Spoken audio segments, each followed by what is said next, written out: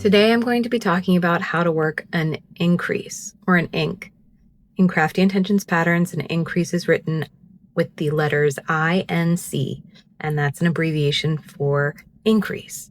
An increase in Crafty Intentions patterns is, without any other descriptor, always a single crochet increase, which means you will be working 2 single crochet stitches into 1 stitch. So to do that, you'll insert your hook into the next available stitch, yarn over and pull up, yarn over and pull through both loops on your hook. Then you'll insert your hook into the same stitch, yarn over, pull up, yarn over, and pull through both loops. That makes an increase, which is 2 single crochet stitches in 1 stitch. Then I'm going to continue the pattern of stitches while I chat with you. So an increase is useful because it helps to expand the piece, and that's integral in shaping in crochet patterns. The reason it's not specified is because it's the default increase, and that's how it works across most pattern designers' work that I've seen.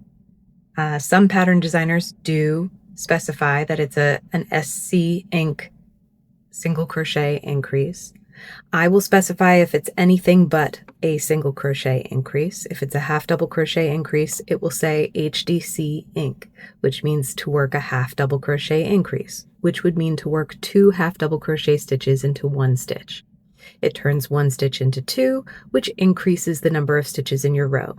That's why it's called an increase. So again, to work an increase, I'm going to get to that point in my pattern here and then insert my hook into the next available stitch, yarn over, pull up, yarn over, pull through both loops, insert my hook into the same stitch, yarn over, pull up, yarn over, and pull through both loops. Again, that creates 2 stitches in 1 stitch, and that is an increase.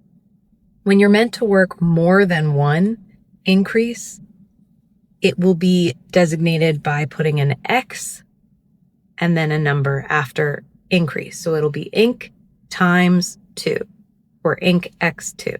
And that means to work 2 increases instead of just 1. In all of my patterns, that is how I write increases. So now we're going to work 1 last increase. That's insert your hook into the next available stitch, yarn over, pull up, yarn over, pull through 2 loops, insert your hook into the same stitch, yarn over, pull up, and yarn over and pull through 2 loops. And that makes an increase. I hope that helps.